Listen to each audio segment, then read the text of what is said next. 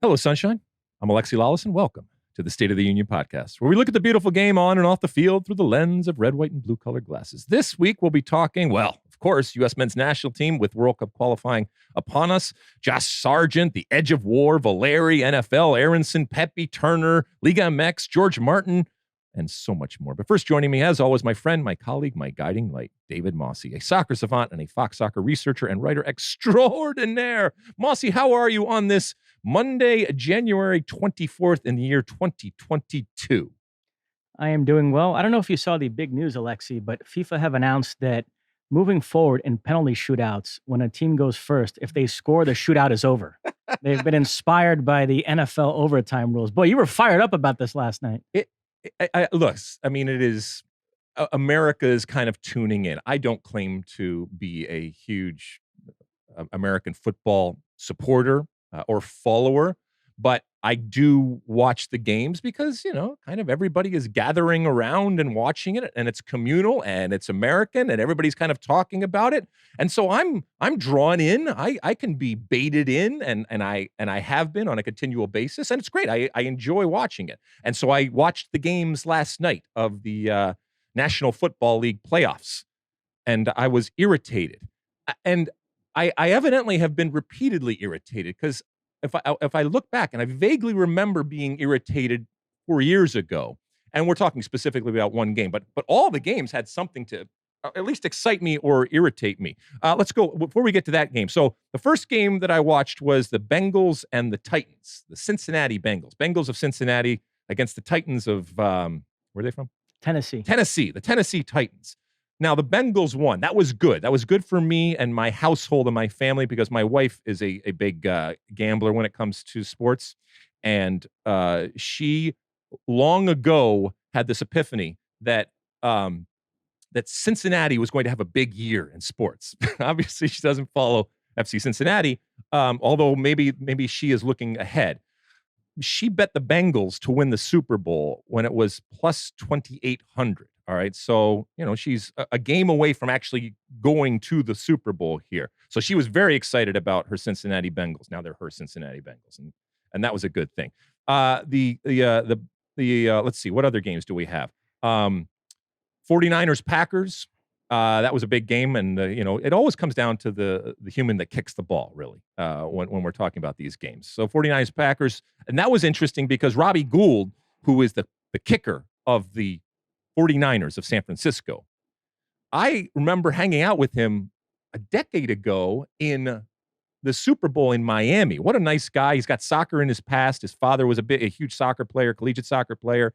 And so it was fun hanging out with him. And now to see him continuing on, and he's like 35 years old, 36 years old. I don't know what he is, but he just keeps kicking those balls through and playing a huge part. So I'm happy for him. Anything on those two games? If you thought conditions were bad for that game, wait till we get to these U.S. home qualifiers. But we'll talk about that in a minute. Yes. We will. And we know A-Rod has become a lightning rod. Actually, the baseball A-Rod was at this game, and then A-Raj, I guess would be the correct for the Packers quarterback. He's become a huge lightning rod. We don't get into politics on this podcast, so we'll steer away from that story. But Twitter was the quarterback for the Green Bay Packers. Correct. Yeah. So, he's a huge lightning rod. Correct. Right. So people are dunking on him. I see on social media. Twitter on Saturday night was quite the. So he gets knocked out, and now hypocrisy, sanctimony, and now, judgment, ridiculously, and now his future is very much up in the air. So that'll be the big off season. I agree. He needs a hair. I don't like that look at all from him. Okay. And then the other game was the goat. Tom Brady. Correct. He lost. He's out. Yes. So now we don't know if he's going to come back or whatever. And so he lost with his Buccaneers of Tampa against the Los Angeles team. And as a Detroit Lions fan, I was telling you about my wife. She is not happy at all about the quarterback for the LA team. Stafford. Matthew Stafford, who once was the Detroit Lions quarterback. And now, like that scene in An Officer and a Gentleman, where she's clapping for her friend, but really what she is jealous. We're like, oh, great, Matthew Stafford. Now you get a chance to go to the Super Bowl after not doing much. And I'm not blaming him. All right. Funny random story there. When I arrived at the stadium for the Michigan-Georgia Orange Bowl, I was walking from the parking lot to the stadium, and I I was walking next to this Georgia fan, and right in front of us, there were a couple of Michigan fans wearing Tom Brady Michigan jerseys. And the Georgia fan turned to me and said, Tom Brady went to Michigan? And I said, yeah. And he said, boy, that's pretty impressive. All we got is Matthew Stafford. He's the most impressive quarterback to come out of Georgia. And we kind of shared a laugh about, boy, Matthew Stafford, he's no Tom Brady. Yeah? Matthew Stafford ends up beating Tom Brady. Damn right he does. Yep. Damn right he does. Wish he just could have done it for the for the Lions, but nobody evidently can do it for the Lions. And then the final game, and where I mean, I don't have a context for this, but when that game was over, it immediately occurred to me that I had seen something special. And I'm talking about the Bills and the Chiefs game. And so you have a better context than I do. Did we see a piece of history? Can that arguably be the greatest playoff game in NFL history? I'd say it's in the conversation. Okay. All right. Incredible ending back and forth. Both quarterbacks, Mahomes, Josh Allen. But so we go to overtime. Mahomes takes them down. They score a touchdown. You're sitting there thinking, okay, now Buffalo's going to get the ball back. Let's see what Josh Allen can do. And then you see the players walking off the field, and you're wondering what the heck's going on here. You were stunned. It is ridiculous. Hey, I mean, look, it's not going to change the fact that we're all going to watch it, but it is a asinine rule, okay? Because American football is unique. I mean, I guess baseball is the closest thing you can come to it, where the offense and defense don't mix. And even baseball, that's a little different. But football, you can play on the attacking side and never play a down. You could play for 10 years with a guy and never actually be on the same field, even though you are on the same team. Okay? And so that's my problem here. And by the way, this is one of the ways that they pulled me in. Everyone talked about stars and attacking, and I was listening to, I don't know who was doing the game, but the guys that were calling the game, they kept saying, "Oh my God, this is incredible! These, the star power and the attacking power and these quarterbacks." And so I was drawn in, and that's who I want to see. And yet, in the most important moment of the game, the actual stars that you sold me on are precluded from actually being on the field at all or getting a chance to be on the field. I don't understand this, Mosse. And then I come to find out that the college game, the much maligned college game in NCAA, they do it where you actually do get an opportunity to at least have the ball. In a football game, an American football game, at the very least, at least at one point in the game, you're going to have the ball because in the kickoff, either the first half or the second half, you are going to get the ball. You are assured one possession of the ball. But in the frickin' playoffs of the NFL, you don't get at least one chance to have the quarterback that you've been selling on me, and you're saying this is historic and I've never seen a game like that, actually get on the field and try to score a touchdown. That is ridiculous. I agree. No, I think you agree. Everybody is in agreement on that. Well, is everybody in agreement on this? Because I screamed about this evidently years ago, and I thought, okay, they fixed it. They're going to go and fix it because everyone's going to scream and yell. And evidently, they voted on it, and no, they don't want. And everybody's saying, oh, yeah, but they should have played defense and blah, blah, blah, in the 13th. That's irrelevant to me, all right? It's inconsequential to me. You should get an opportunity in a game where it's two teams that never mix and never meet on the same team. You should get the opportunity to put your stars on the field to actually score a touchdown. They did make a change. Once upon a time, all it took was a field goal, and then overtime was over. And they've now made it where had the Chiefs gone down on that first drive and just kicked the field goal, then the Bills would have gotten the ball.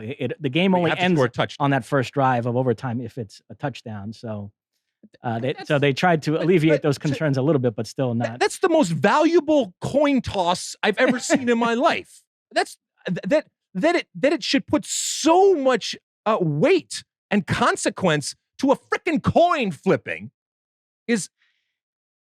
I don't understand this. They're not going to change it for me. All right. I'm demanding it here that they change it, but they're not going to change it for me. They don't care. As a matter of fact, they might not change it specifically because I'm demanding it. Now, should we move on? Because there was something else that got you worked up in the last few days. So there is this movie called The Power of the Dog, which has a 95% Rotten Tomatoes. It's the favorite to win Oscar Best Picture. Is it really? I saw it. I recommended it to you. I liked it. And then yesterday morning, I was minding my own business. It was a nice day. I'm going for a walk. And I start getting these angry texts from you. First off, you were confused about some of the plot points. But when I explained them to you, it seemed to make you even angrier about how ridiculous you thought this movie was. So first off, why do you have to explain them to me? Okay, why is it unclear what the hell is going on in this movie? All right, listen. I don't think that I'm giving 2 thumbs down in that it should, and maybe because as soon as you mention Oscar, the expectation level elevates. Okay, but oh my God, is this plotting, and not in an interesting way. It just takes forever, and it's so slow. Jane Campion, I think, is the director of it. She did the piano, I think, if I'm not mistaken. Really? I don't know. I think in the recesses of my mind, I have that. Regardless, it doesn't matter who directed it, all right? I get what they were going for. It's a real arty, slow burn type of thing. And I'm not saying the actors are bad. Both of them are very good, including the redhead, the Cupperdink, or whatever his name is. What are you laughing about? I probably messed Close up. enough. Close enough. All right. But he's very, very good. But it's like this weird Brokeback type of mountain type of thing going on, but it's never really clarified. And maybe the loose ends are part of what makes it cool and arty and just a little bit fuzzy. No. I mean, it just took it too long to get to wherever the hell it was going. And then when I finally got there, I'm like, this is it. And to your point, and maybe it's just me, I didn't even understand what the hell was going on. And that you had to actually explain it to me says a whole lot more about it. But I'm saying, go ahead, watch it. You might love it. You might think this is the most beautiful, understated type of picture that is painted in a cinematic form that you've ever seen. And it's wonderful vistas, and it's Western and all that kind of stuff. And like I said, good acting and all, but I wasn't interested in the story. I wasn't interested necessarily in the characters. I didn't understand why they were, when they were mean. I didn't understand why they were mean. When they were drunk, I didn't understand why they were drunk. You'll get it if you watch it. Anyway, a couple of TV notes. Yes. I mentioned last week that I had this show, Station 11, highly recommended to me by my father and others. So I watched it. I binged all 10 episodes last week. One of the most intense TV viewing experiences of my life. Ooh. The story behind the show is amazing. It's done though. It's episodal and it's done, right? Correct. 10 episodes. Yep. You can go ahead and what's it called again? Station 11 on Station HBO Max. All right, I am definitely going to watch this. It's based on a book that came out in 2014. They started filming it in late 2019, and the show is about a massive global pandemic that wipes out 99% of the population, and then the show tracks the survivors and what becomes of their lives post-pandemic. But the fact that in 2020, production of the show was shut down because there was an actual global pandemic is pretty mind-boggling. Wow. And then eventually they were able to resume filming. They forged ahead with it. HBO was supposedly, from what I read, concerned that are people ready for this? We're still kind of in this thing, and now we're going to be watching a show about global pandemic. And the first episode is kind of tough to get through because it's when the pandemic first started, and there are scenes of long lines at hospitals and everybody coughing everywhere, and it kind of hits a little too close to home. Yeah. But if you can get through that first episode, then you settle in. And I thought it was a beautiful, powerful, incredibly well-made show. It's a little bit out there, kind of sci-fi dystopia type of thing. So it's a bit weird. All right. But I'm in. I got sucked into the story. And yeah, I mean, the last couple of episodes, it was like an out-of-body experience, like how invested I was in these characters and the relationships. It was important question. Better than Power of the Dog? Yes. Okay, good. I only have 2 recommendations here. One, a new one out on Netflix, I think it is, The Edge of War, Munich, The Edge of War, stars Jeremy Irons as Neville Chamberlain on the brink of war, the Second World War happening, and the back and forth between some young attaches and stuff like that. And so it's a real kind of period piece that I thought was really, really good. And then a documentary in the light of the Beatles documentary that came out. There's a documentary called Under the Volcano, which is about a recording studio in Montserrat, little island of Montserrat. And George Martin, who we know produced the Beatles, after the whole Beatles things blew up, he was looking for something to do, and he created this oasis, this sanctuary of a recording studio down in Montserrat. And this was back in the late 70s to the late 80s, only about a 10-year period. But a lot of great bands came through there, including the Rolling Stones and Duran Duran, and the list goes on and on and on.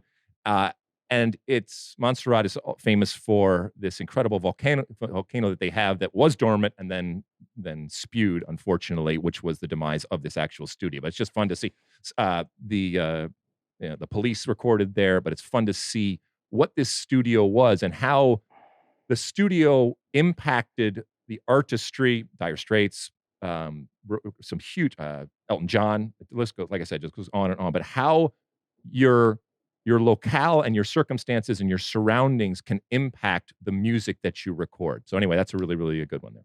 And just to wrap up, what has to be the longest opening segment in the history of this podcast, I'm off and running on Ozark. And tonight, we're taping this on a Monday. HBO premieres this new show, The Gilded Age, done by the creator of Downton Abbey. The reviews have been not great. Alan Sepinwall and I've others, seen the advertisements for it. yeah, gave pretty lukewarm reviews. So my expectations have gone down a little bit, but nevertheless, I am going to watch. And before we kick into this, I know Luis is screaming and yelling over there, but he brought up an interesting point, and I want to bring it up here. We last week have started putting the recommendations that we have in the liner notes, if you will, in the notes of the podcast. And he brought up a point that there are people out there, and look, I readily admit and understand that this is the case, that only listen to our beginning part of our show because they're not into soccer and maybe they really find this part interesting. I don't know who they are out there, but we might be doing a disservice to the actual numbers and the clicks that we get by putting the information and just basically giving it away for free. If you are one of those people out there that only listens for this beginning banter about what we were watching, first off, that's cool. That's fine. It doesn't really matter to me. I'm not going to force you to listen to anything else. But I just hope that at least you click on it, get what you need out of it, as opposed to just going to the notes out there. I think we're going to still do it with the notes because you know what? It's a nice thing to do, and it was asked of us by somebody out there, and so we're going to continue to do that. All right, Mosse, anything else? That's it. All right.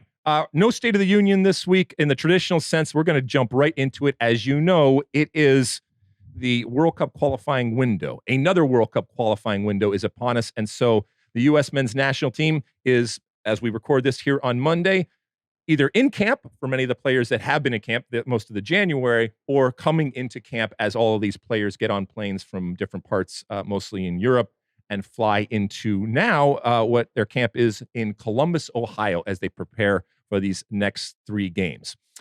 Just to give people an idea of where we are and a reminder, and I think it's important to remind us of where we sit right now. We have played 8 of the 14 games in the octagonal. The United States sits in second place in 15 points of those 8 games, right behind Canada, who's at 16 points, and right above Mexico, our friends. Another reminder, the top 3 teams, when all is said and done, are the teams that automatically qualify for the World Cup in Qatar. So U.S. sitting pretty now as they go into this next 3 games. My first question to you, Mosse, is what are your expectations when it comes to points for this U.S. men's national team in these next 3 games? Well, it would help if I knew the lineups for each game. We should get to that first. Okay. There's been some thought that Greg Berhalter should make sure he wins the 2 home games and he should play his strongest lineup in those 2 and then perhaps rotate for the Canada game. Are you on that page or no? You want to go for 9 here. You don't like this rotation stuff. So first game is El Salvador in Columbus. Second game is Canada in Hamilton, Ontario. And by the way, they halved the crowd there because of their restrictions up there. So it went from 24,000 to 12,000, which is fine. If that's what they want to do, go ahead, blame Canada. So it's not going to be a crazy environment, although it will be cold. And then the third game, which is the one that we are doing at Fox up in Minnesota, which is definitely going to be cold, against Honduras. Yeah, so I want to get to the weather in a second, but first that question: 3 games in 7 days. Do you think he needs to rotate, or would you like to see him go for it and go for wins in all 3 games? I have never said that he needs to rotate, and I don't necessarily believe that in this day and age that he needs to rotate. You play your best players and let the chips fall where they may. Now, that may be a little short-sighted, and at times we've certainly seen Greg Berhalter rotate. But it was interesting in listening to his press conference a few days ago where he didn't say that he was going to rotate in the way that he has done in the past. And as a matter of fact, he made a point of saying that there may be players that actually play 3 games. So I don't think this is necessarily a change of heart. I think he recognizes that that first order of business, which is qualifying for the World Cup, is within his reach. It should be said that we can do a million different calculations here. I am expecting, and I think that U.S. soccer fans should expect 9 points out of this. Obviously, both home games against inferior opposition, we should expect those 3 games. And then you're going to Canada, and like I said, less than ideal circumstances for Canada because of the restrictions that they are under. And there's no Alphonso Davies because of injury and COVID with Stefano Stacchio. Exactly. Yeah, so 2 of their best players are out. They still have names of note: Tejan Buchanan, Jonathan David, Mark Anthony Kaye. It's certainly on paper the toughest game of the 3, but I agree with you. It doesn't look as daunting without those 2 players. And I think we owe them.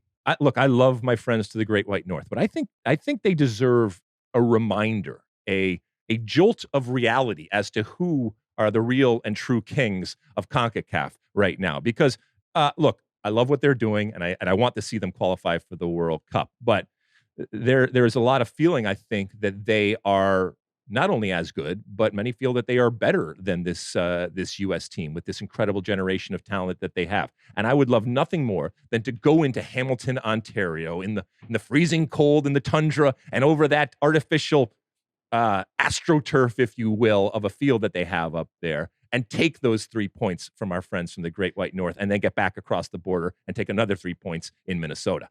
So, in terms of the weather, Grant Wall wrote an article about this. Taylor Twellman's been tweeting about it. There seems to be this sentiment that U.S. soccer overthought this. They were so worried about not having opposing fans at these games, creating a real home field advantage in terms of who's in the stands, that they ended up putting these games in places where weather is going to be a major factor. And when you're the clearly superior team, why would you want that variable? Do you think they screwed up here by putting these games in Columbus and St. Paul? It depends what the field looks like. And both of these fields, both in Columbus and in Minneapolis, St. Paul, are heated fields. It's one thing if it ends up being a snow game. I know the romance of the game in Colorado years ago still remains to this day, but it totally killed the game. So again, whatever the ground is, I think that's going to be the key component of whether this is okay. The cold part of it, whatever. And I know Grant's going to scream and yell and complain about it. And, he actually interviewed Bruce McGuire, who I love, a good friend up there.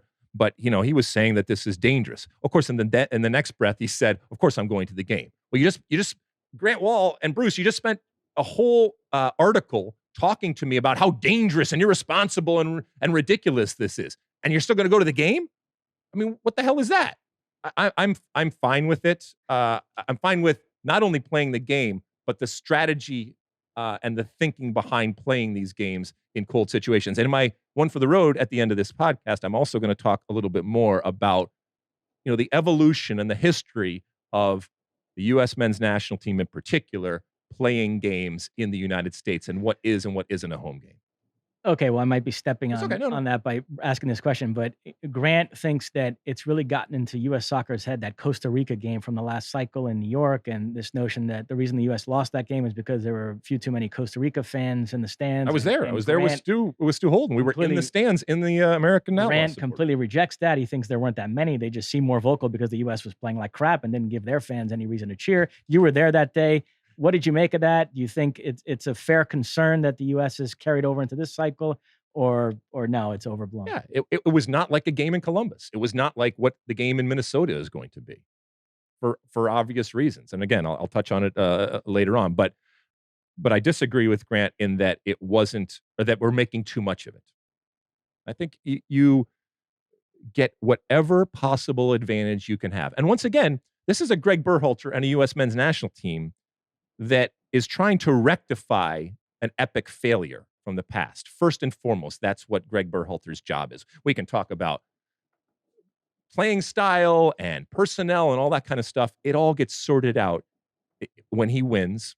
And if first and foremost, he qualifies this team. And if he feels that for his team to qualify, that this is appropriate in terms of the venues, and this is on him. This is what he wanted, both in terms of the travel and the proximity and limiting that and the environment that it was going to create. If that's what he feels is going to get those points that are going to qualify him for Qatar, then great.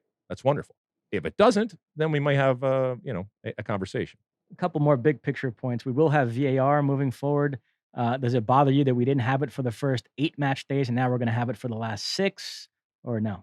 It bothers me in that somebody's going to complain, and there possibly could be somebody who looks back at that world before VAR in what is a finite octagonal. We knew how many games there were going to be. We knew when it stretched from, and yet we're coming in midstream and not just making a small change, like making a massive change that literally could change your fates when it comes to going to a World Cup. And this isn't a situation as people say, better late than never. No, it's not better late than never in this type of situation. You play it out with the rules so that you make it as equal as you can. And this is also not a situation, I know last week I talked about the ability in this era of life and history to be flexible. That's fine, all right? I'm talking about people being flexible now relative to health and relative to safety. This has nothing to do with health and safety, all right? This is VAR, a fundamental change in the game that I think has been a change for the good, but you don't do it midstream. And, Victor Montagliani, the head of CONCACAF, I'm sure would be sitting here and disagreeing with it and saying, yes, it's actually going to make it fairer going forward, but not to somebody that got dinged in the previous 8 games. Not to somebody that said, well, this should have happened or this should have happened. Or now you're going to have a team that benefits from it that had they played that game a few months ago, they wouldn't have benefited from it. So it's nuts to me. I just chuckle at the can't live with it, can't live without it nature of VAR. Everybody screams about it every week, but when you have a competition that doesn't have it, and it's, wait a minute, you don't have VAR? It's kind of funny. But last thing, and this will get us into talking about the composition of the roster. Okay. When we looked at these games a while ago and saw that they were occurring during the MLS offseason, there was some thought that it might be an all-European-based squad. And then the fact that they played that friendly against Bosnia and had that January camp was an indication that, no, he wanted to include some MLS players, but I still thought it would be heavily tilted towards European-based players. And no, he called up 28, which is the biggest squad he's called up so far. His explanation to me made perfect sense between injury, suspension, COVID. He wants to prepare himself against all eventualities. So I have no problem with a 28-man roster, but it's 15 from Europe, 13 from MLS. Does that surprise you that he called up that many MLS players, given that none of those guys have played a competitive match in so long? No, nothing surprises. Well, but not things can surprise me, but that Greg Berhalter recognizes that it's the best collection as opposed to just the best players out there. There might be players out there that individually you might look at and say, this player's better than this one. But that doesn't necessarily mean that for Greg Berhalter, in this moment, in this window, that group is better. And again, this is all good stuff. This is all great that we are screaming and yelling, and that there's people that are losing their right now because Greg Berhalter didn't call in, insert your player over there that's playing, Joe Scally or whoever it ends up being. There are going to be players that do not, when this team qualifies, there are going to be players that don't go to the World Cup in Qatar, that are very, very good, that may even be great soccer players that just don't fit. So no, I'm not surprised that he of this makeup. I think he has from the start looked at MLS players as soccer players, not players who play in MLS. Just, this is a soccer player. Can this soccer player do the job that me and my staff want him to do? If that's the case, fine. I don't care where you are playing. And it's not that he doesn't encourage players to try new things or to get out of their comfort zone or have an adventure, or if a really, really big team comes calling, that might not be good. But he just recognizes that just because you do that doesn't mean that you're necessarily going to be better, or it doesn't mean that I'm necessarily going to look at you in a more favorable light than somebody else that plays for the Columbus Crew or something else. Incidentally, we got an Ask Alexi question about Matt Turner's possible move to Arsenal, so we're going to address that down there this week. But you mentioned Joe Scally. Yeah, and digging into the roster, the fullback positions seem a little bit out of whack. Seems like there's a lot of right backs, and Anthony Robinson is the only really left back by trade. But Berhalter addressed that, pointing out that some other players can play left back, most notably Serginho Dest, who we know has played a fair amount of left back. So he doesn't think it's an issue. John Brooks out again. Seems like they're definitely moving on from him. Gianluca Buzio not in because of COVID. Gio Reyna not in because of injury. And then Josh Sargent not in. He had an incredible response on not being called in. We'll get to that in our European segment. But so looking at the names here, in the midfield, it's everybody you'd expect. Acosta, Adams, Musah, McKennie, very strong there. You've got, obviously, in those wide attacking positions, Pulisic, Aronson, Timothy Weah. You've got Ricardo Pepi up there, but 3 MLS names that jumped out at me in those attacking positions. You've got Jordan Morris back in the mix. So Berhalter evidently was impressed enough by what he saw from him in that Bosnia friendly. Thinks he's ready to be brought back into the fold. You've got Jesus Ferreira, who played as a winger in that game, but we know Berhalter likes him in that false 9 role. Mm-hmm. And then Josh Sargent, speaking of lightning rods. So what do you make of the strikers he brought, all the attacking players? All right, so you mentioned, I guess the 2 glaring omissions are, well, not omissions, because one just can't be there, is John Brooks, because of how long he has played. That ship may have sailed when it comes to John Brooks. And I know, look, when Greg Berhalter is asked, what's he going to say? Yeah, we've moved on from him. No, he's not going to say that. He's going to say that it's form and whatever. And look, he may be brought back in later on. Who knows what's going on? But again, every coach, whether it's Greg Berhalter or anybody else, has the people that they think can do the job. And obviously, at this point, Brooks is not one of them when it comes to. And then, and we talked about this before, Gio Reyna, who evidently is just written in pen, and whenever he's okay, then he's going to be called in. But other than those 2, I mean, this is pretty much all guns blazing, I would think. And look, you can scream and yell at different players, whether it's Chassis or something like that. Jordan Morris, this coaching staff now has seen him multiple weeks through January in this camp. So they have a good idea of where he is. And obviously, he has come along to the point where they feel comfortable bringing him in. Otherwise, you don't do it. And maybe the 3 opponents here, this is not the toughest window for the U.S., and so maybe that contributes to what's going on. I'm really interested to see Tim Weah again, because I thought he had a really good last window. We're going to talk more about Yunus Musah, who scored over the weekend, and how good he was the last window. Let's see here. The right back type of position, I think it's absolutely because Sergiño Dest can not only play that left back position, but he may very well be arguably the best left back that we have. Now that's not great from a left back type of position, and I know, but if he's so far and away better than anything else that we have out there, then obviously you're bringing him in. You might as well just put a slash next to him, RB left B, when it comes to you're not as big a fan of Anthony Robinson as others. No, it's fair to say. No, I'm not. I'm not. But he can woo me. Back up center forward. So you've got Pepi, Zardes on the right. How would you handle that in terms of 3 games in 7 days? I mean, I think it's Pepi right now, and at the top of the spear, if you will. And if that, if in the first game he just looks bad or whatever, or even the second game he looks bad, then you got Josh Sargent kind of waiting the rings. But yeah, he's got a lot of different options. You mentioned Jesus Ferreira and that false 9 type of situation.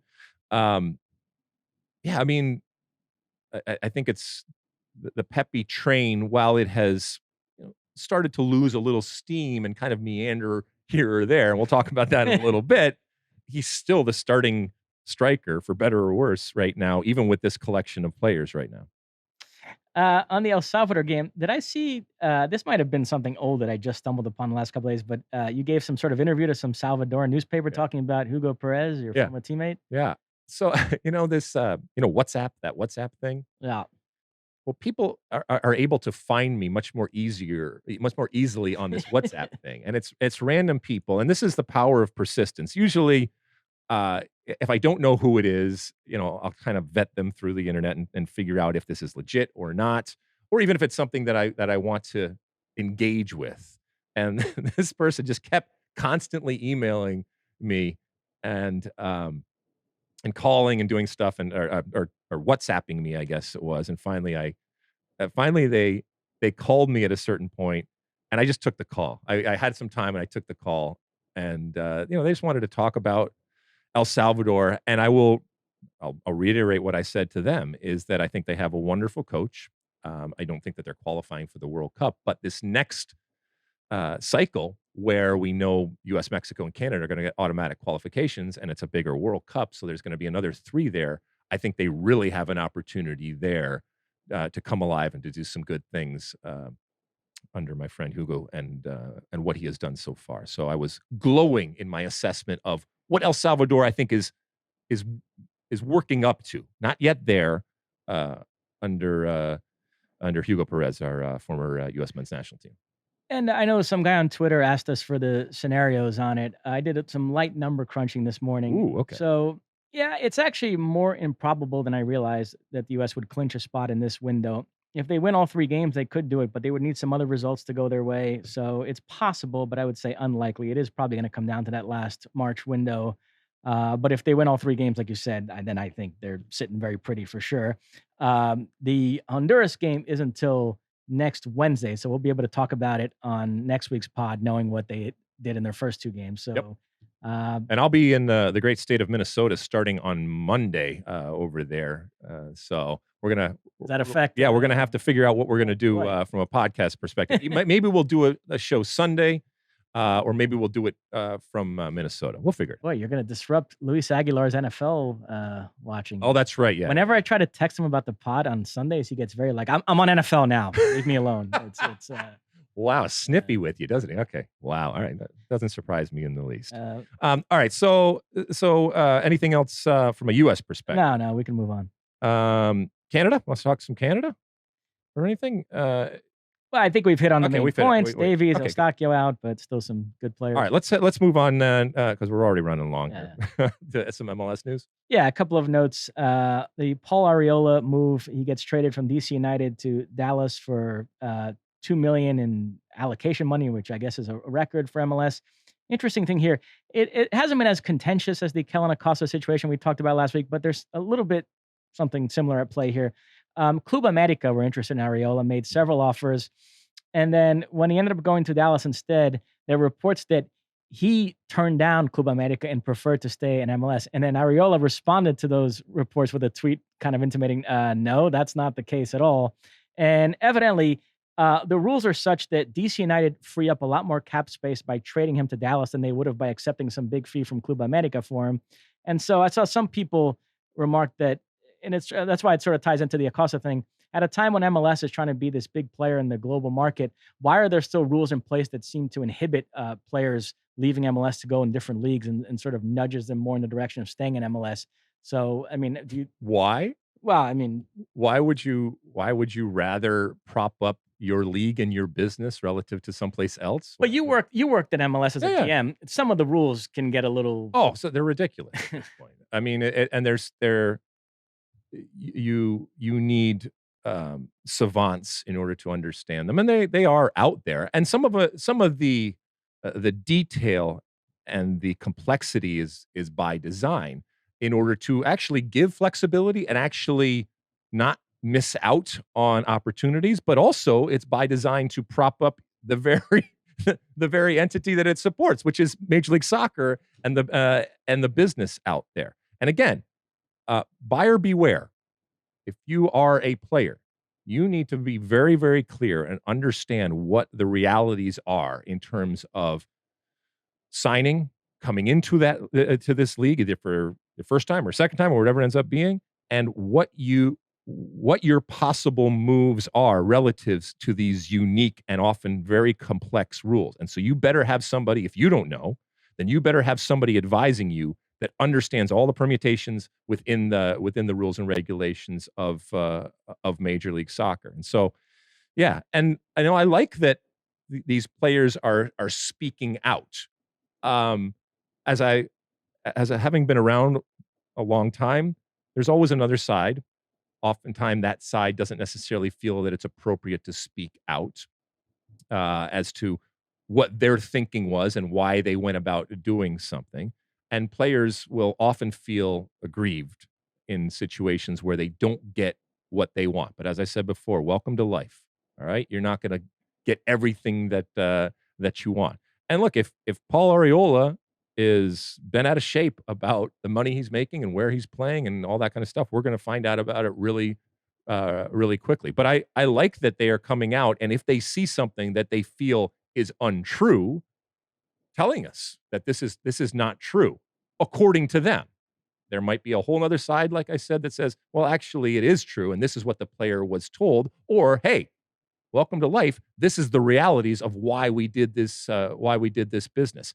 But I do think, in general, when we're talking about Major League Soccer, I would love for them to clean up and, in many cases, discard some of the rules and regulations that are on the books, if for nothing else, a level of clarity when it comes to people that are trying to follow it. Uh, Second MLS story: Diego Valeri leaves Yep. Portland to go to Lanús, which is where he began his career. So he's come back full circle. All sorts of tributes in the last couple days: 2015 MLS Cup MVP, 2017 regular season MVP, 100 goals and 100 assists for Portland in all competitions. Certainly one of the great players in league history. Huh?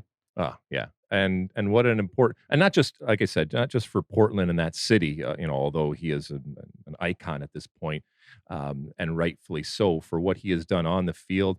Uh, just a sweet, kind, good-natured human being and personality that I also think kind of elevates him. There's never really any controversy. I mean, even over the last couple of years, was he going to sign or was he going to sign or they want him to sign? That was the most we ever got out of him. He's made his family, when we've talked to him on the pod and in many interviews, he made a point of saying why he felt that this was the right thing to do for him, not just as a soccer player, but as a person and as a dad and as a husband, and the security that he felt, the opportunity that he saw. But it runs its course, and that only has so much value for a team that needs to make some difficult choices, but the right choices for the team, and so that they can facilitate this. And he's going back to this team for kind of a final lap. That's great, and it's wonderful for him. I'll really be interested to see if this is a temporary type of thing, and that he returns again to the United States and to his beloved Portland, and what kind of role he plays going forward. He's part of this incredible Argentinian playmaker lineage in MLS. I know John Strong traces it back to Javier Morales. Mhm. RSL feels like he's kind of the first that started this trend. And then you had Schelotto, you had Piatti, Mauro Diaz, Valeri, Sebastian Blanco, Maxi Morales, who just won MLS Cup, Lucas Zelarayan, who won it the previous year. It's incredible how MLS has sort of landed on this to become this destination. Well, there was the recognition that even through that time where we were starting to produce better, more better and better players, that number 10 that everybody in the world's looking for. Let's be honest. Even in the modern game, you're still kind of looking for someone that can try to control the flow, obviously create opportunities, isn't scared or worried about pressure on their back or in front, can get out of 1 and 2 players pressuring them. That we didn't create enough of those, or many instances, any of them, and certainly not at the level. And yet they had, this machine down there that was kind of cranking them out to the best clubs in the world, but they still had this excess of players that certainly fit into what was going on. And that's not to say that Diego Valeri couldn't have had success had he gone, over to Europe and been one of those players, but he wasn't identified as the cream of the crop that usually goes over to the elite. And so he said, all right, I'll find a different way to make my mark. One last thing. I know we're running late here, and I don't make this charge lightly, but I think there's mounting evidence that Luis Aguilar hates African soccer. Yet again, nothing in the rundown this week about AFCON, nor is there anything about African World Cup qualifying. There was big news on that in the last couple of days. Let me whip through that quickly. In terms of AFCON, Burkina Faso and Tunisia qualified for the quarterfinals yesterday. Already today, Gambia beat Guinea, so they're off to the quarters as well. The other game today, Cameroon, the host, faced Comoros, who have had this huge COVID outbreak. Yeah. Last I read, they're going to have an outfield player playing goals. So both of their starting goalkeepers have COVID, and then their third string goalkeeper's hurt or something like that. I think it's, but definitely out with 3. So a field player's got to go in goal. A game I'm really looking forward to, round of 16, Ivory Coast against Egypt. So AFCON is percolating down there. And then as far as World Cup qualifying, they held their draw for the final round of African qualifying, where it's just 5 two-legged matchups. The winner of these 5 get Africa's 5 spots, and some great matchups. Egypt will take on Senegal, so it's Salah against Mane. Oof. You've got Cameroon against Algeria. Algeria licking their wounds after this embarrassing performance in the Africa Cup of Nations. You've got Ghana against Nigeria. You've got, I'm going top of my head here. Good for you, buddy. This is Mali, Tunisia, and then it's DR Congo, Morocco. Damn. You're incredible. So those games are going to be in March, and so yes, and like you said, 10 teams, home and away, 5 different matchups, and those 5 go. And so we will definitely be keeping our eye on those games when they come about. Maybe much more so than AFCON, because those are the teams ultimately that we are going to see in the World Cup in Qatar. Anything else, Mosse? That's it. All right, we're going to take a quick break. When we come back, we'll take a trip around Europe, because there's all sorts of stuff going on over there. Don't go anywhere. All right, we're back. Let's go right to the Premier League, Mosse, and right to my brother, redhead, possessor of the mutant gene, my friend Josh Sargent. We don't want to bury the league. Josh Sargent finally comes good. Not just in scoring goals, but scoring some huge goals, and in the process, versus Watford, and in the process, for now, pulling Norwich out of the relegation zone. And it was such an important moment for that team and that result that you had the crowd chanting USA, USA, USA. Everything was wonderful, and I was happy. I was happy for him. He recently became a dad. But he's struggled. He has struggled since coming over. And I think a lot of people have struggled at Norwich because it's not a great team. But for a goal scorer to come over for that money and with that type of prestige and success, they had relative success over in Germany, to not have been scoring, this was a big day for him.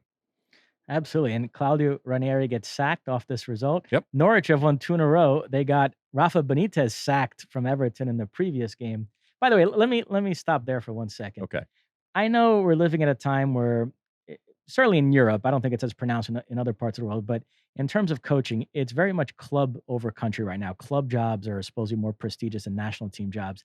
That being said, I find this Roberto Martinez story ridiculous. I don't know if you've been following this, but Everton have sacked Rafa Benitez. Yep. Supposedly the guy they want is Roberto Martinez, and they've reached out to the Belgium FA and proposed that he could split time and be the Belgium coach and coach Everton. And I thought this was something that would get laughed out completely, but Martinez seems to be entertaining the possibility, and the English media is talking up as if there's a real possibility here. And I'm sorry, but Roberto Martinez, you're the head coach of the #1 ranked national team in the world. It's a World Cup year. Belgium finished 3rd in the last World Cup. They're one of the contenders to win it this time. How about just focusing on that? I mean, the idea that he would split time, and both ways it's weird. What does that mean, focusing on? I know people when they're not in camp and nothing's happening. What? You're just going to go around and you're going to watch your players, right? I mean, would you be happy if Greg Berhalter took a club job this year? I don't think it's as crazy. To be fair, Belgium have already qualified. The US yeah. So, I just don't think it's as crazy as you're making it out to be. I don't. Well, first off, I know Roberto Martinez. I think he could. If anybody could do this, I think he could. And neither one of them would suffer. The World Cup is going to come and go, and as big as it's going to be in November and December. And maybe they just feel, look, this is the guy, and we want him. We want him now. Once this window is over. And look, I'm not saying that Greg Berhalter, after this window, goes home and eats bonbons and just hangs out and watches Netflix. Okay, but he's not there on a day in and day basis on the field training. So I don't think it's as preposterous as you. I don't like it. I don't like it. I don't like it. And the Everton side of it too. They're going to be in this relegation dogfight, it looks like. And do they want a manager who's but that's splitting over in time May, right? The end of May or whatever. Yeah. It's done. And then what? And then he'll go deal with the summer, whatever the summer looks like for these national teams as they get ready for the World Cup. And then he'll go into preseason with Everton, and all right, if this happens, but who knows if it's going to happen. At the other end of the table, this was not so fast weekend in England, because Manchester City, which had won 12 in a row in the Premier League, finally dropped points, 1-1 away to We're Southampton. moving from Josh Sargent. That's it. We're done. Oh, I'm sorry. Okay, go back. Well, that he did it at a time on the exact day and moment when the United States Soccer Federation was announcing the roster and he wasn't on it. That's where people went screaming and yelling. And once again, recency bias. All right. Josh Sargent has not done well in England.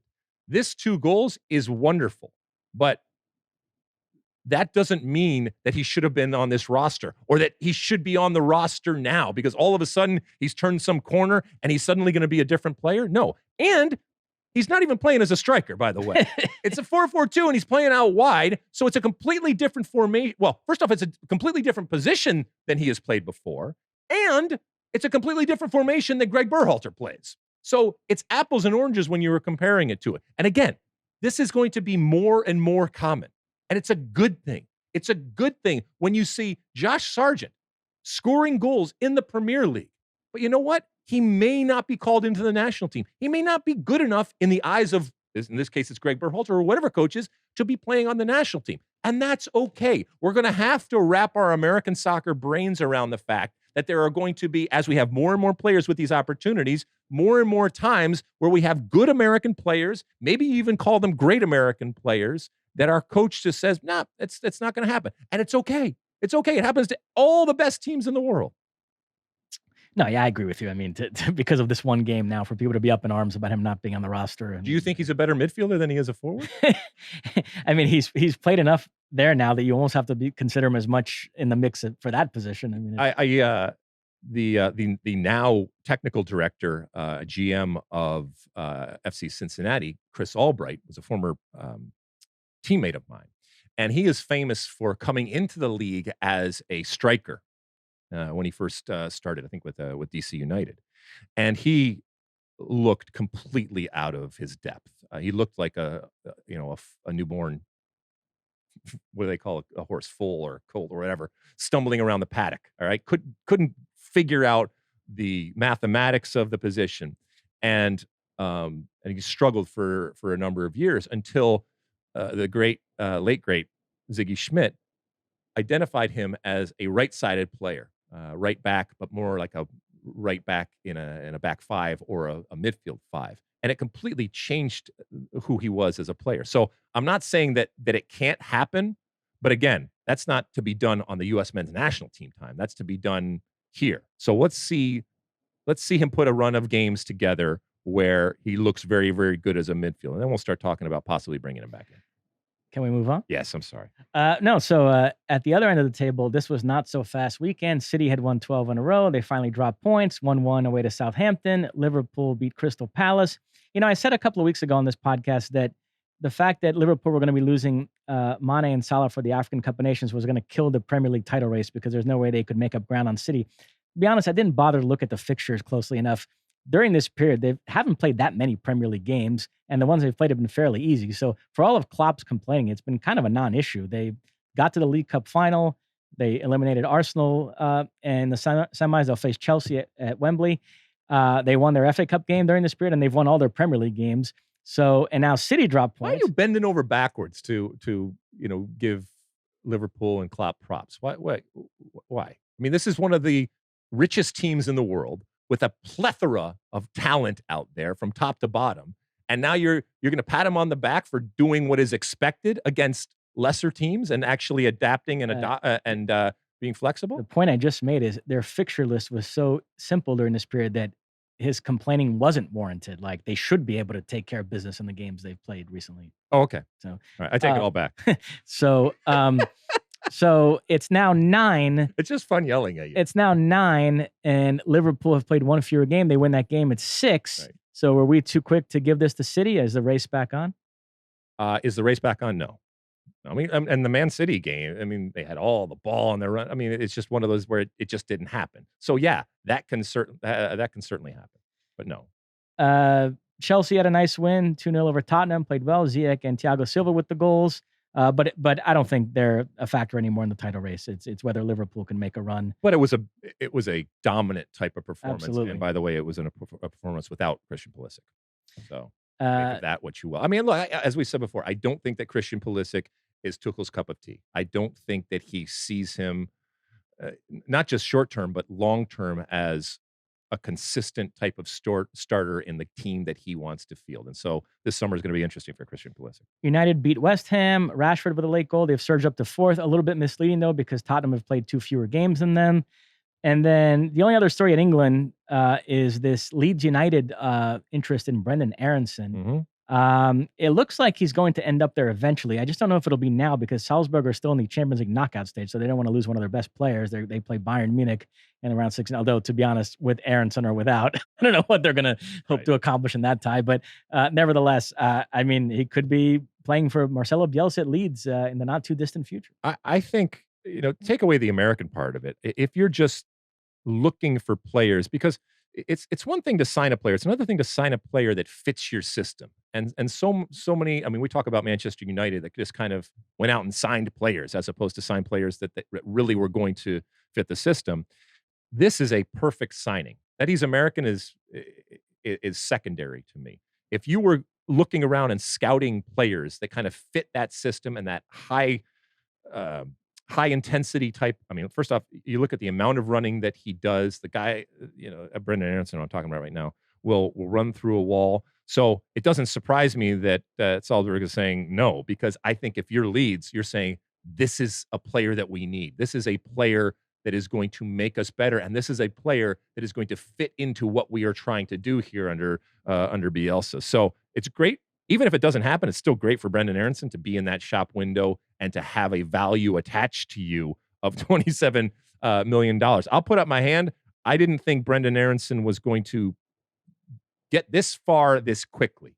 My good friend Maurice Adu was talking him up long ago, and I said, I don't get it, but it's not the first time that I may have been off. But I'm happy, and I'm happy for him. Brendan Aronson is Joe Max Moore, for those that think about it in those types of Mr. Clutch. Mr. Clutch. But I've never met a more competitive human being in my life than Joe Max Moore, and I just see that fire and that desire in Brendan Aronson, coupled with great skill and, as I said, a work ethic that is oftentimes second to none. Switching to Spain, but staying with the American theme, Yunus Musah scored a nice goal, as you mentioned, for Valencia against Atletico Madrid. It looked like they were in good shape, up 2-0 in the second half.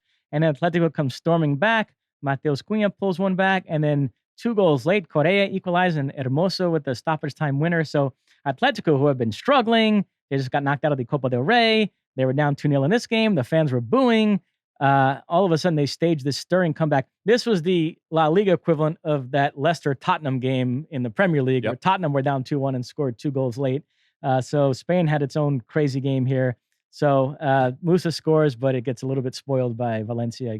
Yeah, and this is how we kind of watch these games. And I know we're going to talk about Pepi later on, but the arrival of one of ours. And when that person does well, it makes it that much more important in terms of viewing. And so, yeah, the pride that we felt when Yunus Musah beat a couple guys and tucked it into the near post there, especially on the eve of coming to this national team camp and this window, it was great. If you continued watching, then you also got a wonderful game to watch just for the neutral. Not great for Musah and his team, but an Atletico Madrid that was kind of free form and entertaining and, caution to the wind, and whatever happens, and we're not going to defend. We're just going to outscore you and run and gun. Very different. The other Madrid team had a nice little comeback. Real Madrid were down 2-0 at home against Elche, and then Modric pulls one back from the penalty spot, and then Eder Militão with a stoppage time equalizer. This was a rough day for Karim Benzema. He misses a penalty. He then limps off with a hamstring injury. And there's concern there because that PSG Champions League game is in 3 weeks. And then when he gets home, he finds out his house was robbed. So that is the trifecta, my friend. The house robbing thing is really that's not a strange phenomenon. It's happened over the years, but the frequency seems to be increasing. And obviously, if you are so inclined to rob someone, you will most likely look and find out when that person is not there. The scary thing is often families are there at that time, even if the actual person isn't there. But that's crazy. I mean, that you're not there. I'd much rather be there so I can protect my family. Yeah, the other trend in the way that is necessary. The other disturbing trend, if I can circle back to England for a second, this whole fans throwing things at players. Did you watch? All right, don't throw stuff at Everton Aston Villa game. Villa won 1-0. Buendia scores on a header.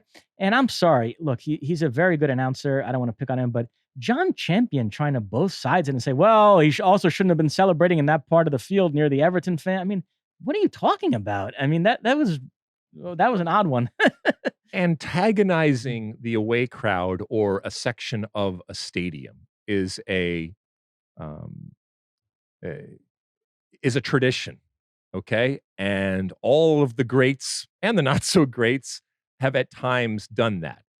Uh, but that to excuse that or to use that to absolve people because a player, I don't know, flipped you off, or a former player celebrated, or a player celebrated in an area that you deem is disrespectful.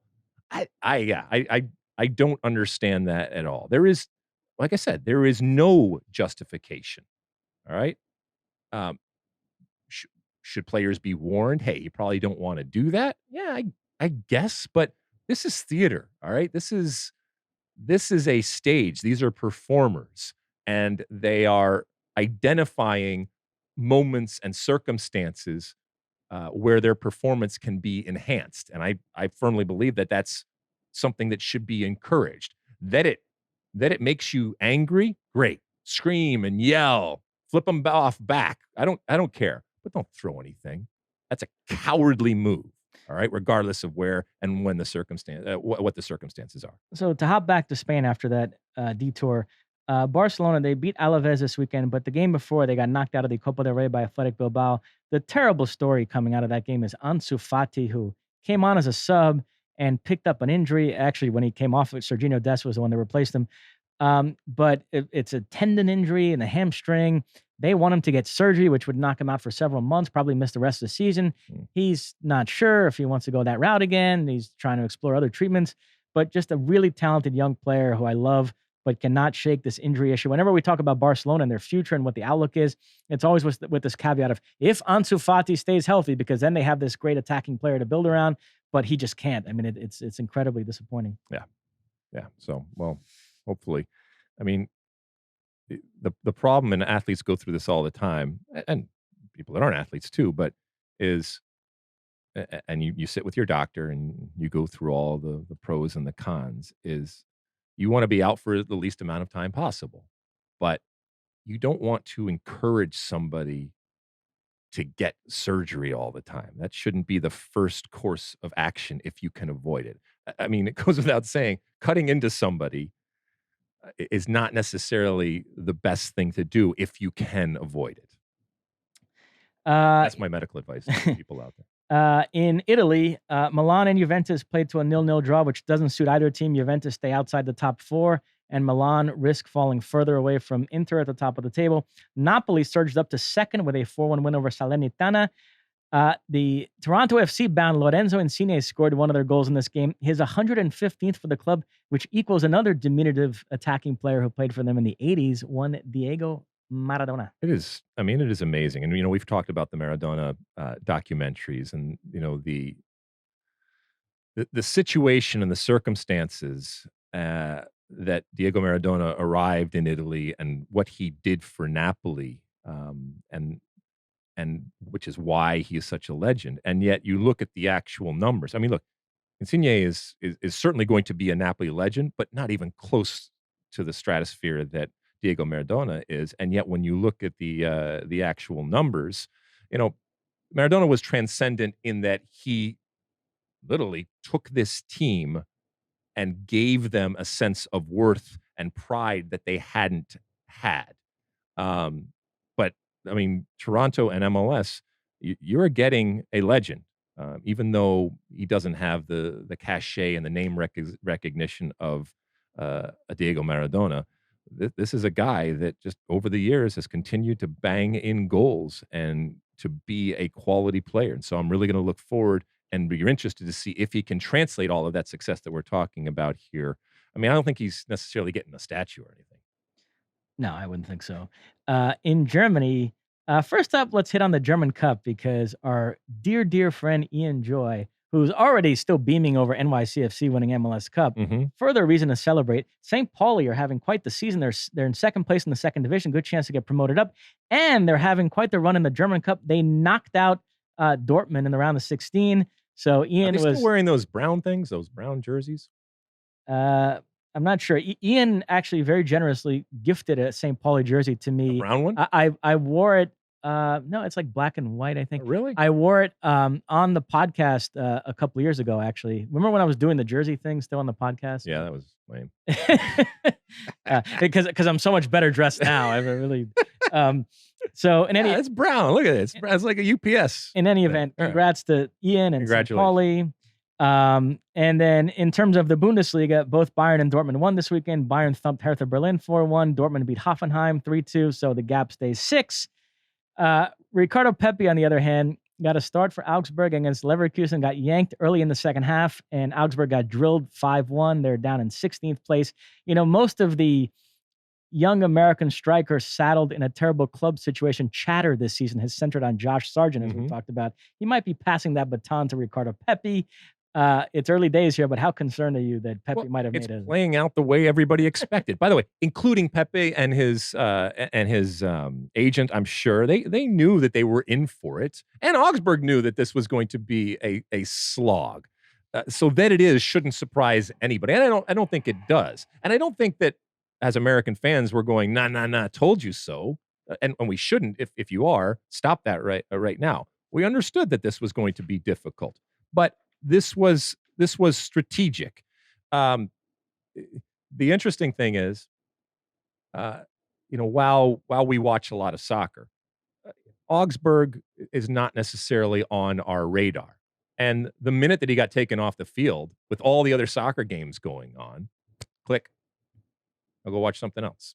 Now, I only say that because there is a business element to a lot of this moment that we are living in when it comes to American ownership and when it comes to American hearts and minds and winning them over, and the marketing and the branding of these teams.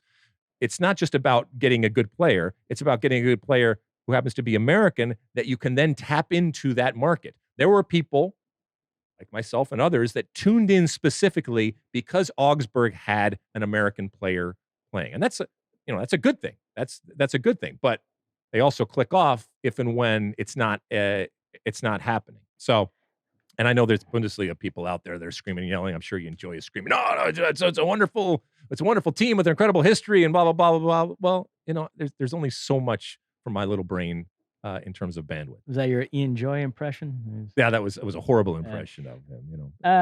Two more things I'm going to ram into the end of this segment. There was a massive top of the table clash in the Netherlands this weekend. This is kind of mind-boggling, and I meant to mention this last week. I forgot to, and then Grant Wall tweeted about it, which kills me that he beat me to the punch on this. But Ajax went into this weekend one point behind, PSV at the top of the table, despite the fact they have a plus 55 goal difference, 59 goals scored, 4 against, while PSV's goal difference was only plus 23. How on earth can a team with a plus 23 goal difference be above a team with a plus 55 goal difference on the table? So do I have to explain math to you and Grant? Incredible. What do you mean how?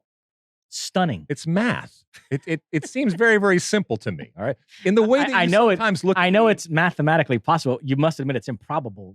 If I told you that two teams in the same league, if I gave you each of their goal difference, you'd assume the team at plus 55 was above them in the table, no? Oh yeah, you'd assume it, but it doesn't. But so it's how it could possibly happen. Just go look. I mean, for two teams that obviously are losing very, very few games, then the discrepancy between the goals scored and the goals against something, that's what makes it happen. You get 3 points for a win, correct, right, Mosse? And in fact, Ajax beat PSV 2-1 this weekend, so they've now vaulted ahead in the standings. So now Ajax is in first place. First place. And has more goals scored. Yeah, now so all is right with the world. Yeah, 61 goals scored, 5 against. Keep in mind, they won all 6 Champions League group games, scored 20 goals there, only 5 against, and they just won a cup game 9-0. I mean, this team cannot stop scoring. This is one of the great offensive machines we've ever seen. Well, you're talking about Ajax right now. Yes. I've never heard of them.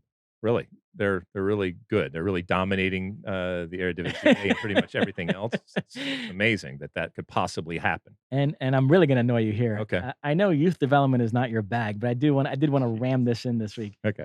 There's a very prestigious youth tournament in Brazil called the Copinha, which takes place in January every year in São Paulo. It's been around for decades.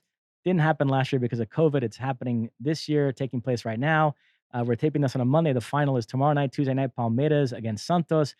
All the Brazilian clubs send their best youth players to this. It's an under-20 competition. As you can imagine, European scouts flock to it. MLS clubs have started sending their scouts in recent years. The list of players who have What's it shined at called? this tournament, Copinha. Copinha. The list of players who have shined at this tournament over the years is ridiculous. Just to give you a few in recent years: Neymar, Gabriel Jesus, Vinicius Jr., Gabriel Martinelli, Anthony, Fabinho, Marquinhos, Casemiro.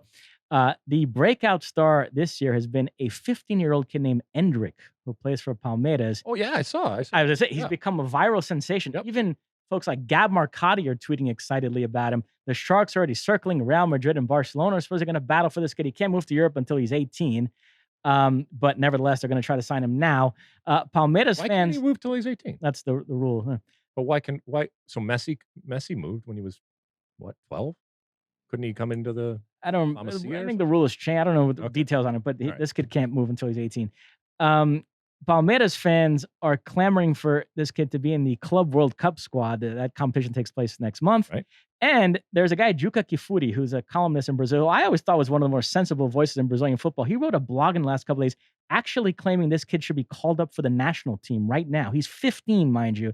So I know we've mentioned Grant Wall's name a lot, but if he's listening, you might have your next podcast documentary, because I'm getting a strong whiff of Freddie Adu here. Everybody needs to calm down a little bit. Why are you whiffing Freddie Adu and not Pele? Well, that would be the best case scenario. Right, exactly. So you have two case scenarios. One that went one way and one went the other way. Why can't you believe that this young Brazilian is the next Pele? At some point, somebody is going to come along and be the next. We've established he's either going to be Pele or Freddie Adu. There's no in between.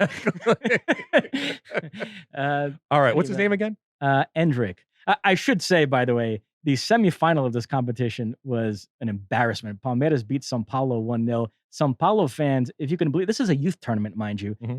They stormed the field and tried to attack the Palmeiras players. Somebody brought a knife onto the field. So Brazil can't even organize a youth tournament without it descending into chaos. But nevertheless, Palmeiras moved on. They face Santos. So keep an eye on this Endrick kid, the Brazilian Freddie Adu, I'm going to call him. Who brings a knife to a game? All right. Anything else, Mosse? That's it. All right. Let's take another quick break. And when we come back, oh, yeah, it's time for Ask Alexi. Don't go anywhere. All right. We're back, and it's time for Ask Alexi. You send in those questions, and you use that hotline. I've been not very good at giving you the hotline. 657-549-2297. That's 657-549-2297. That is the State of the Union podcast hotline. You get to call in and ask us questions there. We got a couple of Twitter questions that did use the old Twitter machine or the older social media machines out there, and we have a State of the Union podcast hotline call too. What's first, Mosse? First up, at WBond1 asks, do you think Turner to Arsenal is the right move for him and his U.S. men's national team future going into Qatar? All right, so we're talking about Matt Turner, who over the last couple weeks has been in the news because of a potential offer. I mean, where there's smoke, there's fire. So definitely there is a situation going on right now between him. When I talk about him, his team, also the New England Revolution, and then obviously MLS and Arsenal. Do you think it's a right move? I think it's a move that he can't afford to pass up. Did we talk about this last week? Did we talk about Matt Turner last week, or did it? No, this was okay. Breaking news. I just want to make sure. Sometimes I repeat myself, which is okay. We can rinse and repeat if it's good stuff. But when it comes to Matt Turner, this is a move that will change his life, not just in terms of the money, but yes, the credibility and the prestige. Whether he plays for Arsenal or not, that is going to now be on his resume if it were to make this move, and he would always have that, and that comes with cachet. Whether you want to believe it or not, and I think most people do, it does. Now, whether it necessarily means that you're any better than somebody else, that's a whole nother discussion. In this case, you're getting the finished product pretty much. I'm not saying that Matt Turner can't continue to improve, and I actually think he has improved as a goalkeeper, especially when it comes to his feet. But let's be honest, he's a 27-year-old goalkeeper, I think, and this is someone that is going to come in, and I think is going to challenge, regardless of where he goes, for the number one spot. Arsenal has some young and quality goalkeeping when it comes to what they got going on right now.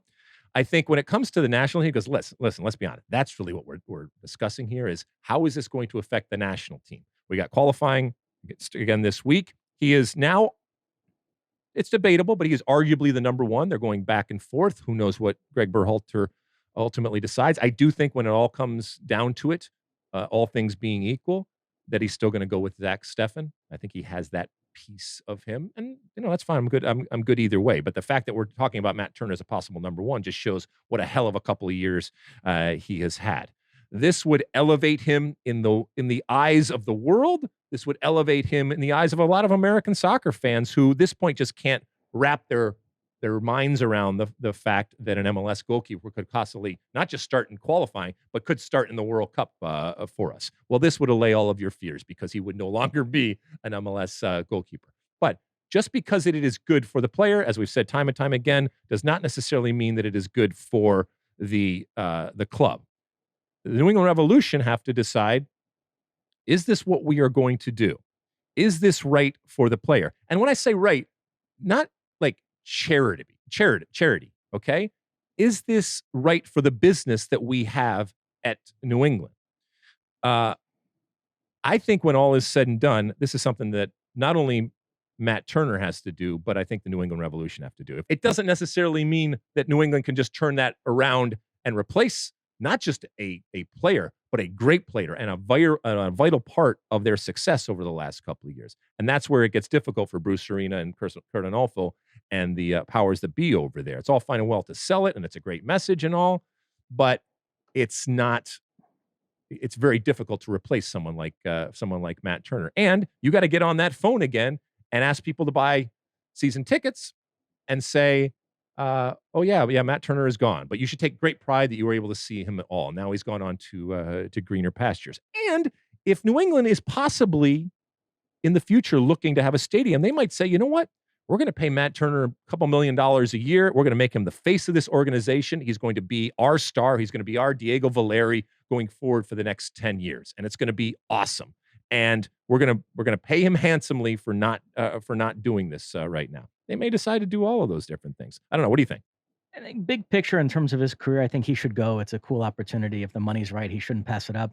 But in the short term, I think there is a drawback in terms of the U.S. national team. Although Greg Berhalter hasn't seemed all that bothered by Steffen's inactivity at club level, I still think that remained Matt Turner's strongest argument to ending up as a starter for the World Cup. If he had had another great season with New England, Steffen continues to not play and maybe looks a little bit rusty in a game or two for the U.S. national team, that might get into Berhalter's head a bit. Instead, if Turner goes to a club situation in which he's the number two, and it's kind of a wash in that regard, if their performances for the U.S. over the next 10 months are about the same too, as you mentioned, I think all things being equal, Berhalter defaults back to Steffen. He views him as the number one. So there is a potential drawback I there. think that, like I said, every coach has favorites. And I think regardless of Matt Turner going, even if he's starting and is still a stud and continues to be the man when it comes to goalkeeping in MLS and for the New England Revolution, and doesn't go to Arsenal. You said that's his, that's his argument. I don't think it matters ultimately to Greg Berhalter. When I say it doesn't matter, I don't think it matters ultimately when you get to the World Cup. I think that Greg Berhalter, like all coaches, has his guys, and that's who he's going to go with. What else? Next up, at Alan Keen 18.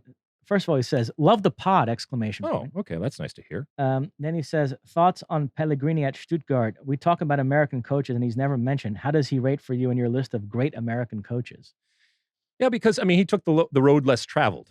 Here is someone that grew up in New Jersey, played American soccer, played college soccer, and then went over and played in Germany for a bunch of lower division types of teams, and kind of was out of sight and out of mind until he worked his way up from a coaching perspective to being a qualified and valued head coach. Yeah, I think because he has had that long and winding road and different type of pathway to where he is, he doesn't get included in the conversations. And it's probably not, it's not, well, not probably, it's certainly not fair.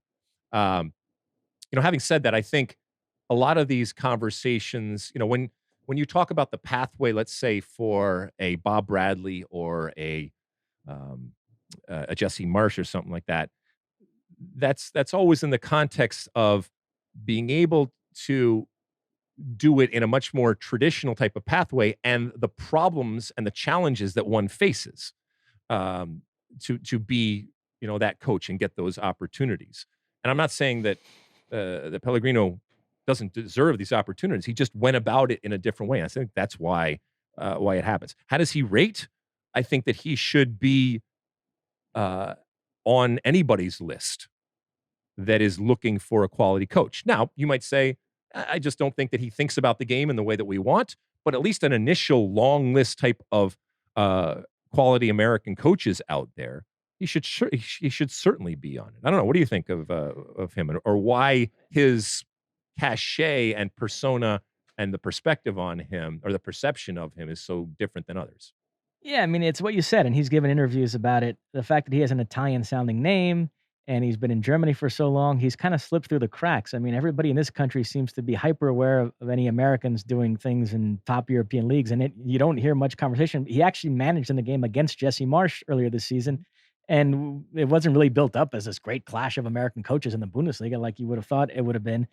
Um, but yeah, they are in 17th, so they're in the relegation zone right now. Augsburg, Ricardo Pepi's Augsburg are one spot above them, 16th in the relegation playoff spot. So it is interesting that you have two Americans, one coach and one player there, sort of Yeah, I don't. I battling want to down be. there. I want to be very, very clear, because sometimes when we have these conversations, it gets into weird territory. Whether it's Pellegrino or Serginho Dest or anybody else that has taken a non-traditional type of pathway to kind of get to that American consciousness. We're all Americans, okay? They're no any more or less American than anybody else. But for example, when you're talking about a Serginho Dest, um, his pathway is so different and unique. And again, it's always framed in these conversations that we have of the challenges that people have in the traditional type of pathways that we have coming from the United States, either as a player or as a coach. Uh, I think Pellegrino, what he needs is a better agent, or maybe not an agent, but a publicist, maybe, to really get him out there and to have people better understand who he is and what he is all about. And that's part of the game. Perhaps an interview on the State of the Union pod. Perhaps if he will have us, Yeah. because we will certainly have him. Yep. What else, Mosse? We end with an audio question. Alex from Chicago. Hey, Alexi and Mosse. This is Alex from Chicago.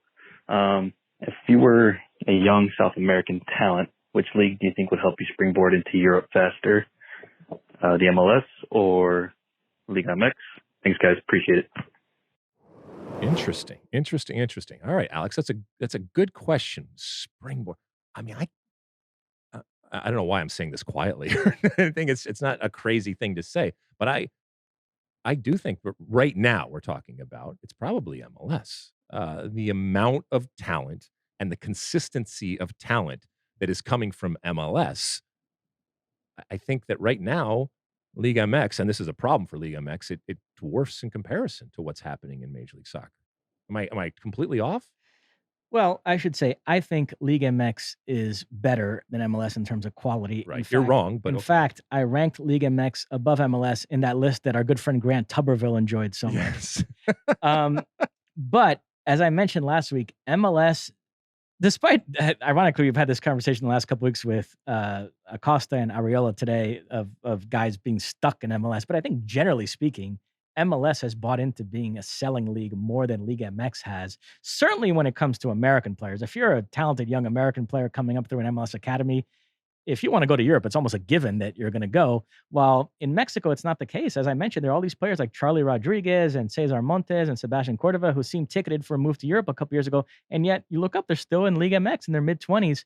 In terms of the South American talent, it's not as haven't been as many cases of guys. There's a little bit of a pipeline with Almiron, Diego Rossi. It looks like Valentin Castellanos might go to Europe now.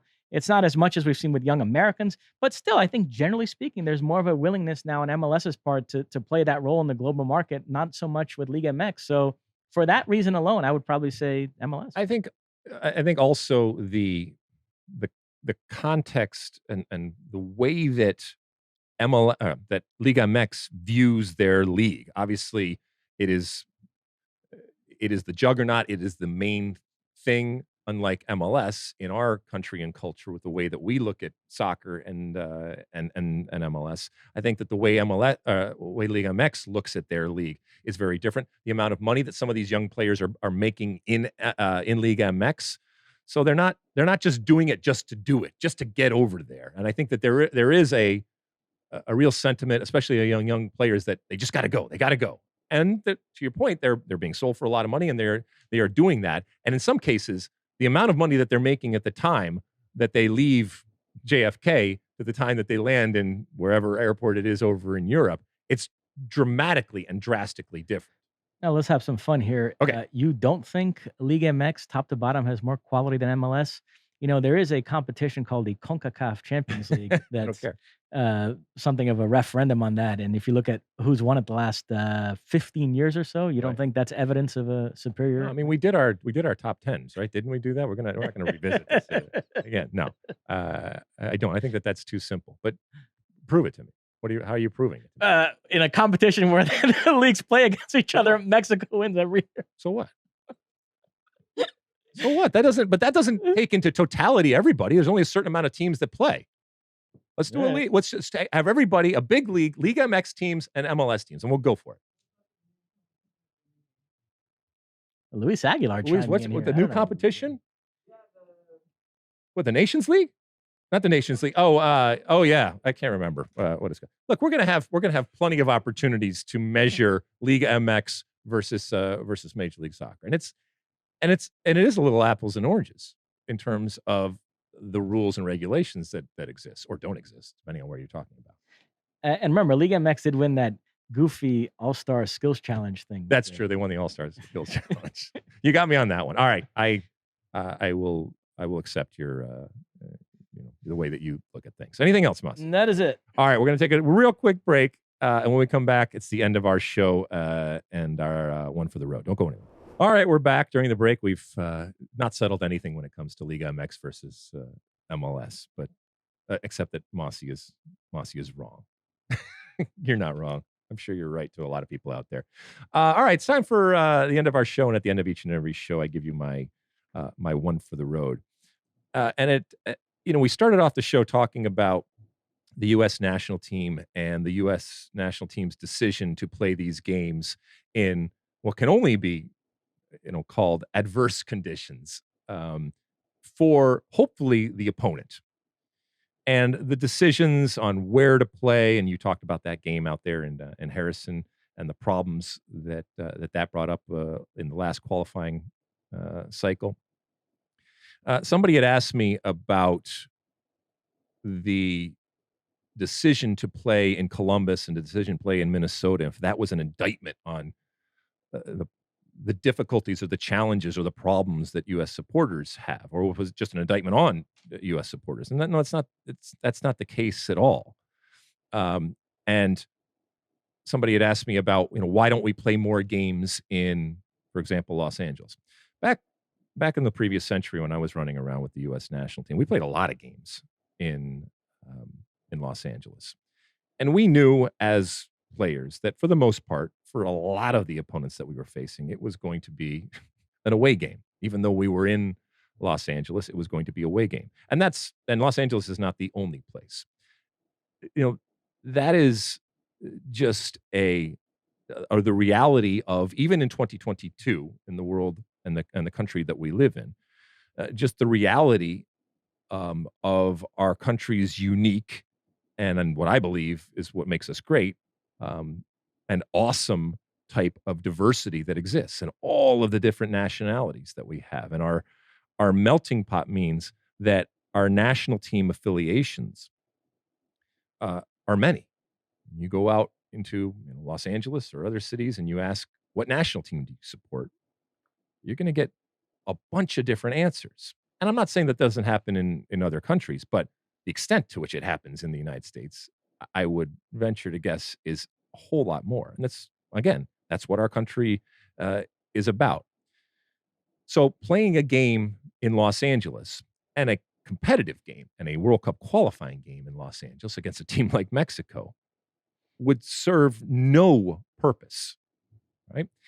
And that doesn't mean that it hasn't changed. That doesn't mean, and we've talked about this, the second and the third generation that first and foremost look at themselves as American soccer fans, even though their parents or their grandparents, or even they at times have had affiliations with whatever, insert your heritage. Mine would be Greek, could be anything else. Um, that's, that's changing, and that will change as we continue to go forward. But this is about winning soccer games with a means to an end, and that end is qualifying for the World Cup. And Greg, in this case, it's Greg Berhalter, but it's also the leadership when it comes to Ernie Stewart and Brian McBride.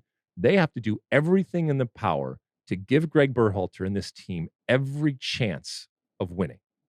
And that means not putting games in places where potentially you could have all of those fans of your opponent showing up and making it a difficult and more challenging environment than it has to be. And look, I used to sit in the stands, sitting on the field as I was playing against the Mexican national team at the Coliseum. And I would look up and see 80,000 fans screaming and yelling. Well, let's say 75,000 screaming and yelling for El Tri in Mexico and 5,000 screaming and yelling for the US. And it would anger me. It would confuse me as to why this is happening. But that doesn't, I soon came to the realization that that's where their heart is. Having said that, all of those thousands, either them or their kids, have started to change. And it's going to take decades and decades and decades to start to change that. But I honestly believe that in time, it will change. And it already has. So there will come a moment in time in the future when the U.S. men's national team plays a game against Mexico in Los Angeles, maybe at SoFi or whatever the next, I might not be around because it might be the next big stadium. And it is an advantage to the U.S. men's national team to play that game. And they are the overwhelming favorites. And the environment that is created is so pro-U.S. men's national team that you don't want to go anyplace else. But that's not going to happen anytime soon. And so doing things in order to give yourself the best chance of success in these types of situations is completely prudent. And in not doing it, in no way, by not doing it, are you not courting soccer fans out there, right? The United States Soccer Federation, for all of its faults, I think, and U.S. soccer in general, for all of its faults, I think bends over backwards to try to bring people into the tent, to court people, to have people be fans of their brand, which ultimately is their national teams. And that's not something that happens overnight. I mean, that's changing hearts and minds. That's changing affiliations that come from traditions and heritage and time. And that's very, very difficult. And I don't claim to have the answer or the of how you're supposed to do that, but I hold out hope that at some point that type of environment will happen. I don't know when it's going to be, and it probably won't even be in my lifetime. Perhaps I should have made this clear way back in the first segment when we discussed this, but I actually agree with Grant and Taylor, though. Surely they could have found a place where it's going to be a pro-U.S. crowd, but not as cold as the places where they put these two games. I do question a little bit. For example, the March game against Panama, they've already announced is in Orlando. Sure. So why couldn't they have found a couple of places like that? But then why would you, if your El Salvador team or your Honduras team has come from playing in a warm environment, and not just come immediately, but is more apt. I know it's a little stereotypical, but they're more apt to have played more games and spent more time playing in warm environments than cold environments. Why wouldn't you use that to advantage and put that team, or the majority of that team, in an environment or in a climate that is more difficult for them to adapt to? Because you are the far superior team, so I think you want to take weather out of it as a variable. Really? Yeah, that's how I would look I mean, at it. when I see Walker Zimmerman sit up there and say, "Yeah, we're embracing it. It's wonderful. I hope it's as cold as possible." I mean, and once again, if you don't have buy-in from your players, then obviously you have a problem. And so I don't know. We'll see. We'll see if it works. Ultimately, Greg Berhalter, just get the wins. I don't care how you get it. Anything else, Mosse? No, that's it. I mean, the one thing we've settled on this pod is the NFL overtime rules stink. If you take anything out of this pod, it's that. It's ridiculous, and it should be changed. And I don't understand why. I mean, I know they call baseball our nation's pastime, but it's really football, okay? In terms of the amount of people that show up and watch football. And also when Benedict Cumberbatch is holding up that Oscar. What's his name again? I totally butchered that. It's not good because he's, a member of the tribe, the mutant gene. So, all right, my apologies, Benedict? Yeah. Benedict Cumberbatch. All right, Benedict Cumberbatch. All right, we'll end it on Benedict. Thank you for listening. Thank you for downloading. Thank you for reviewing. We've probably gone really, really long today, but that's okay. You get more bang for your buck. We'll be back again next week. As I said, I don't know in what form, I don't know where we'll be recording from, but I will be in the great state of Minnesota for the U.S.-Honduras game that we are doing on Fox. And I can't wait to get on the road and see the people. And hopefully by that time, we will already have gotten 6 points from the first 2 games. So good thoughts for Greg Berhalter and this national team. We will talk again next week back here, same time, same place. Not same place, but same time. And until then, and as always, size the day.